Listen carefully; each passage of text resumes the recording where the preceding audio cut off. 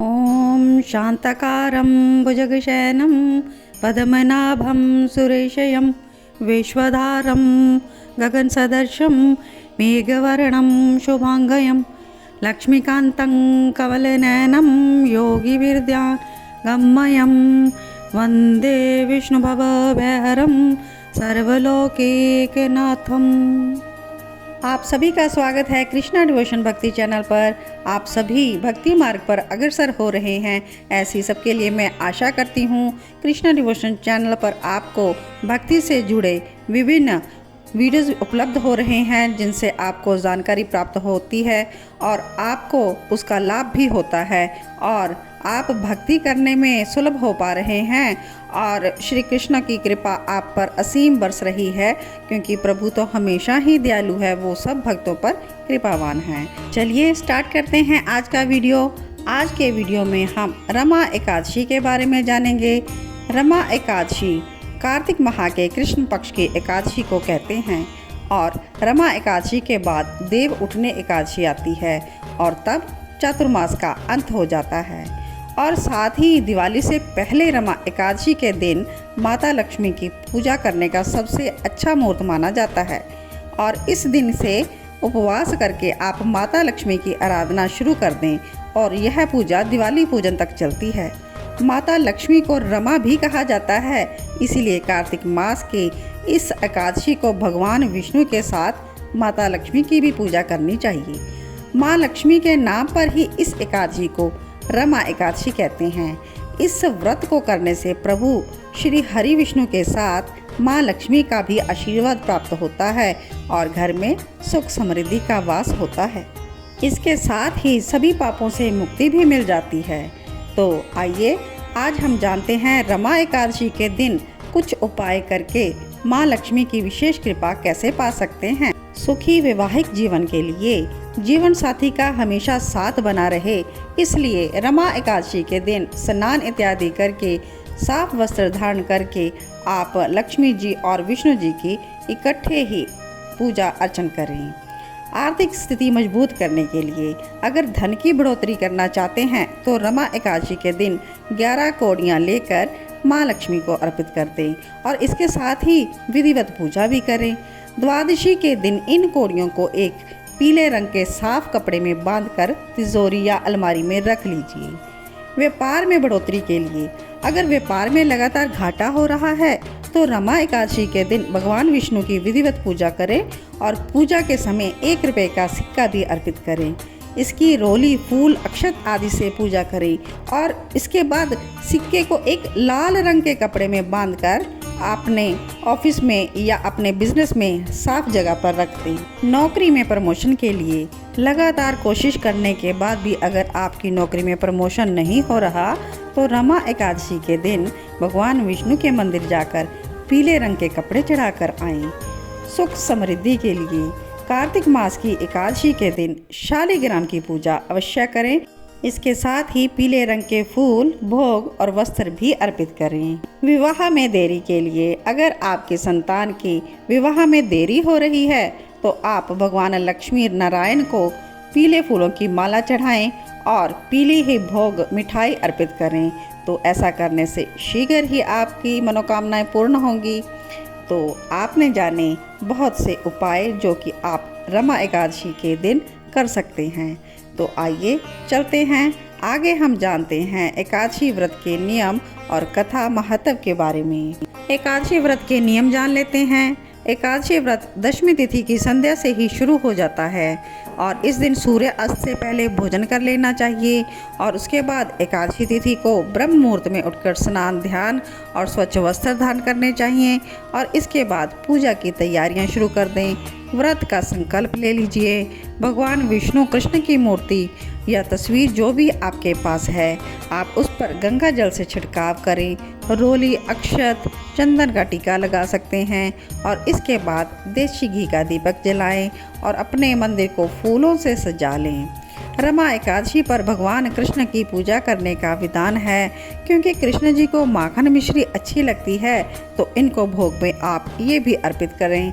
धूप दीप से भगवान की पूजा करने के बाद आप विष्णु सहस्त्र नाम का पाठ करें और प्रभु श्री विष्णु के मंत्रों का पाठ करना भी उत्तम रहेगा। तुलसी पूजन आप इस दिन ज़रूर करें, यानी कि भगवान पर आप तुलसी से पूजन करें और दिन भर शांत रखें अपने मन को और भगवान का स्मरण करते रहें। इस दिन आप श्रीमद् भगवद गीता का पाठ भी कर सकते हैं या श्रवण भी कर सकते हैं और सारा दिन आप श्री कृष्ण की पूजा, मानसिक पूजा में लगे रहें, जाप में लगे रहें और शाम के समय आप फिर से कृष्ण जी को भोग मिठाई अर्पित करें और रात्रि में जागरण भी करें और अगले दिन फिर पूजा पाठ, दान दक्षिणा देकर फिर आप अपने व्रत का पारण करें। तो आइए जानते हैं रमा एकादशी का महत्व। एकादशी को पुण्य करने के लिए बहुत महत्वपूर्ण माना जाता है। भगवान विष्णु को सभी व्रतों में एकादशी सबसे प्रिय है। भगवान ने स्वयं कहा है कि तिथियों में मैं एकादशी हूँ और हर एक देवता को कोई ना कोई दिन दिया गया है, जैसे कि सोमवार को भोलेनाथ जी का दिन है, मंगलवार को हनुमान जी का दिन है।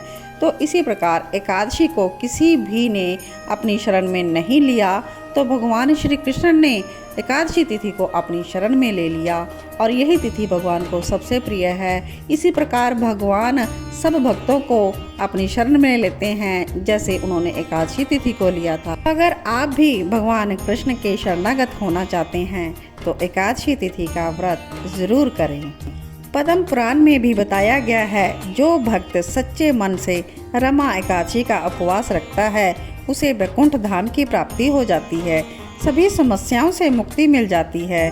भगवान कृष्ण ने रमा एकादशी के बारे में धर्मराज युधिष्ठिर से कहा था कि इस एकादशी को जो सच्चे मन व्रत से करते हैं उन्हें वाजपेयी यज्ञ के बराबर फल मिलता है। तो आइए श्रवण करते हैं रमा एकादशी व्रत की कथा को। पौराणिक युग में मुच्चुकंद नाम का एक प्रतापी राजा था। उनकी एक सुंदर कन्या थी और उस कन्या का नाम चंद्रभागा।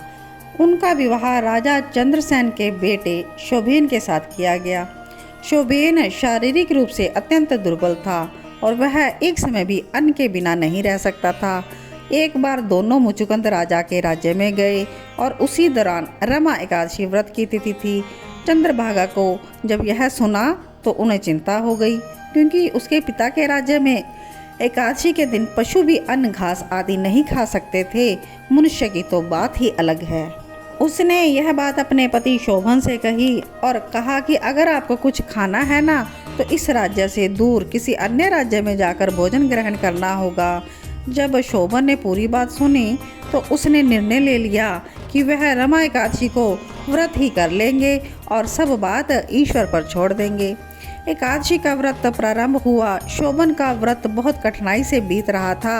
व्रत होते होते रात बीत गई, लेकिन अगले सूर्य उदय तक शोभन के प्राण नहीं बचे। विधि विधान के साथ उनकी अंत्येष्टि की गई और उसके बाद उनकी पत्नी चंद्रभागा अपने पिता के घर में ही रहने लगी। उसने अपना पूरा मन पूजा पाठ में लगा लिया और विधि के साथ एकादशी का व्रत किया। दूसरी तरफ शोभन को एकादशी व्रत का पुण्य मिलता है और वो मरने के बाद एक बहुत भव्य देवपुर का राजा बन जाता है, जिसमें असीमित धन ऐश्वर्य हैं। और एक दिन सोम शर्मा नामक ब्राह्मण उस देवपुर के पास से गुजरता है और शोभन को देखता है तो पहचान लेता है और पूछता है कि उसे यह ऐश्वर्य कैसे प्राप्त हुआ। तब शोभन उसे बताता है कि यह रमा एकादशी तिथि का जो मैंने व्रत किया था सब उसी का प्रताप है, लेकिन यह सब अस्थिर है। कृपा करके मुझे इसे स्थिर करने का कोई उपाय बताइए। शोभन की पूरी बात सुनकर सोम शर्मा ने उससे विदा लिया और शोभन की पत्नी से वापस मिलने आए। शोभन के देवपुर का सत्य वो बताते हैं उसे, तो चंद्रभागा यह सुनकर बहुत खुश होती है और सोम शर्मा से कहती है कि आप मुझे अपने पति से मिला दो, इससे आपको भी पुण्य मिलेगा।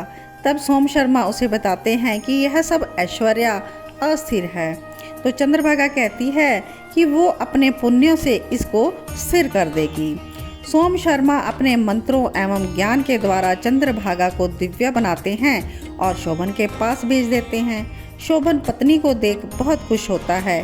तब चंद्रभागा कहती है कि मैंने अपने पूरे जीवन काल में जो एकादशी तिथि का व्रत किया है उन सब जीवन भर के पुण्यों का फल मैं आपको अर्पित कर देती हूँ। उसके ऐसा करते ही देवनगरी का ऐश्वर्य स्थिर हो जाता है और सभी आनंद से रहने लगते हैं। तो इस प्रकार से रमा एकादशी व्रत की तिथि का आपने कथा, महत्व और नियम जाने।